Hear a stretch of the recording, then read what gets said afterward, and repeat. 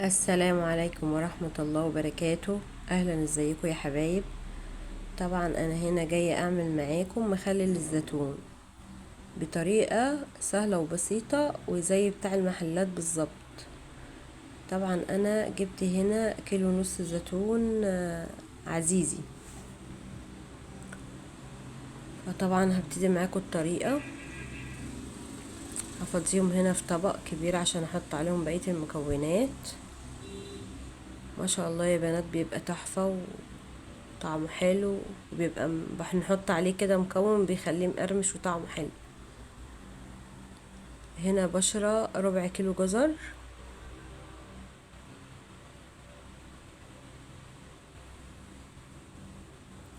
وهنا جايبة ب5 جنيه حبة البركة على ب5 جنيه عصفر. طبعا العصفر يا بنات وحبة البركة بيشيل المرارة بتاعة الزيتون. وضربة في الكبة بتاع ربع كيلو فلفل بردك حراق. طبعا الحاجات دي كلها بتطعم الزيتون وبتخليه طعمه حلو وجميل وحراق وسبايسي وحلو.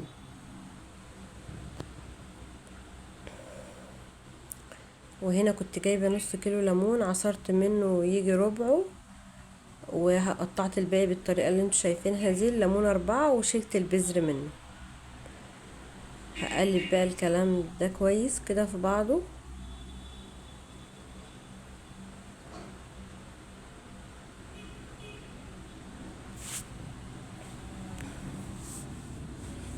زي ما انتوا شايفين كده بالطريقة دي هنقلبه كويس، نخلي المكونات تتجانس مع بعضها.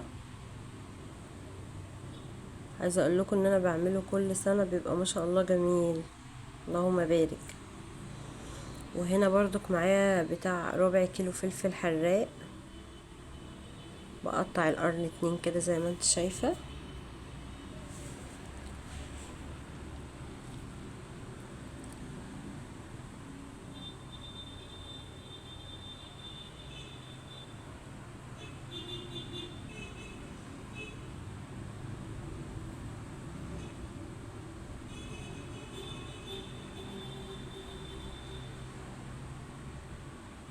هقطعه كده كل الكمية معايا، وبعد كده ابتدي اقلب بقى.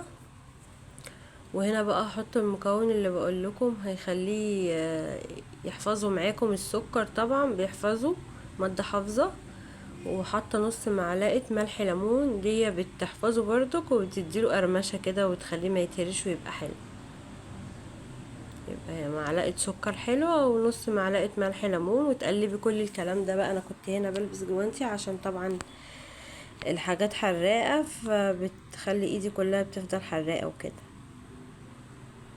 فانا لبست هنا جوانتي وهقلب الكلام ده كله كويس. هقلبه في بعضه كده.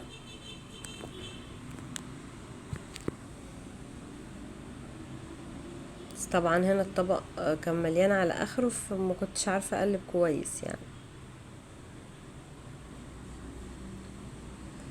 هنا خلاص انا قلبته وعبيته كده في البرطمان زي ما انت شايفه، وحطيت على وشه فلفل احمر. واجيب طبعا الكيلو زيتون ليه 4 مجات ميه، او كوبايه. الكوبايه اللي تعيري بيها الملح هي الكوبايه اللي هتعيري بيها الميه. هنا طبعا كان معايا نص كوبايه عصير الليمون اللي انا قلت لكم عصراها. هبتدي انزل بيها على الزيتون. وهنا معايا كوبايه مش مليانه قوي كده، مج ملح. وهنا كنت حاطه انا كيلو ونص زيتون، حاطه 6 كوبايات ميه بنفس الكوبايه بتاعه الملح دي. هقلب الكلام ده كله كويس لغايه اما الملح يدوب. وبعد كده هنزل بمعلقه كركم. طبعا الكركم بيدي لون حلو وبيخلي شكله جميل. ومعلقتين صغيرين خل، ما تكتريش عشان الخل بيهري الزيتون. هقلب بقى لغايه الملح وكل الكلام ده ما يدوب معايا.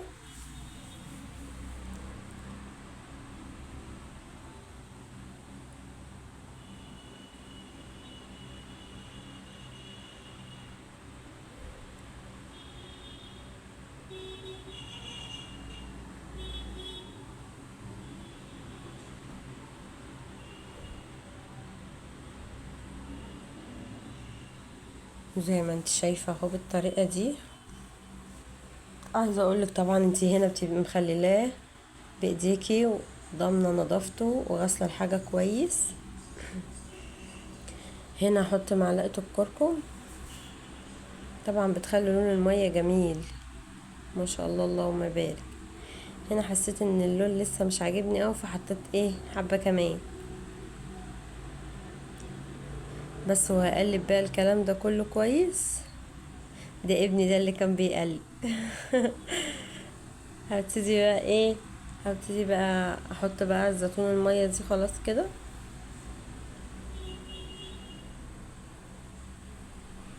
بكبشة كده او بمج، وتبتدي بقى تعبي المية في البرطمان.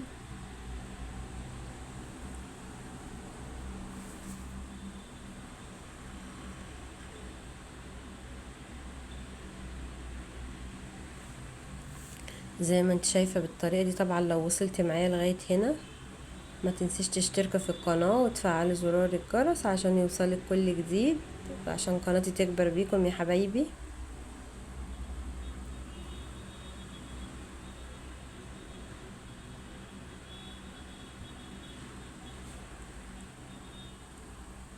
طبعا خلاص كده هبتدي افضي كل الكمية. طبعا هي كانت ناقصة شوية فانا كملت شوية مية بنفس الطريقة وكملت البرطمان وحطيت على وشه زيت، بس كنت اتاري الكاميرا مقفولة فرجعت حطيت حبة صغننين تاني قدامكم يعني، بس انا كنت حاطة حبة اكتر من كده بس كانت الكاميرا مقفولة. وبكده خلاص يكون مخلل الزيتون جاهز معايا. هبتدي بقى اجيب كيسة كده من بتاعة التلاجة وهقفل بيها البرطمان كويس عشان ما يدخلوش هوا. طبعا يا حبايب قلبي وكل يوم تقلبي في البرطمان يمين وشمال، طبعا مش هتفتحي عليه غير بعد 20 يوم او شهر عشان يكون تخلل معاكي وبقى كويس. هقفل بقى البرطمان كويس كده وابتدي كل يوم بقى اقلبه يمين وشمال كده عشان كله يتقلب في بعضه. ما شاء الله اللهم بارك، شايفين لونه يا بنات وشكله ما شاء الله تحفة. بألف هنا وشفا. طبعا ما تنسوش تجربوا طريقتي، ومع السلامة حبايب قلبي في حفظ الله ورعايته.